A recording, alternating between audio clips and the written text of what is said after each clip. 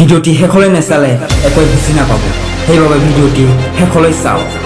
এজন ভাল ক্ৰিকেটাৰ হ'বলৈ হ'লে বহুত চেষ্টা কষ্ট আৰু ধৈৰ্যৰ ফলতহে এজন ভাল ক্ৰিকেটাৰ হ'ব পাৰে। যেতিয়া এজন ভাল ক্ৰিকেটাৰে ওপৰৰ পৰা বলটো কেচ ধৰিবলৈ চেষ্টা কৰি থাকে, তেতিয়া তোমালোকে জানানে সেই ভাল ক্ৰিকেটাৰজনৰ ধ্যান অকল সেই বলটোতে থাকে আৰু বলটো ধৰোঁতে ইফালে ইফালে ঘূৰিও নাচায় আৰু ভয়ো নাখায়। সেইবাবে বলটো কেচ ধৰিব পাৰে।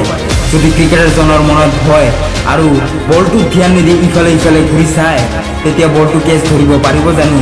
কেতিয়াও নোৱাৰে। ঠিক তোমাৰ জীৱনৰ গ'লটো এটা ক্ৰিকেট বলৰ দৰে।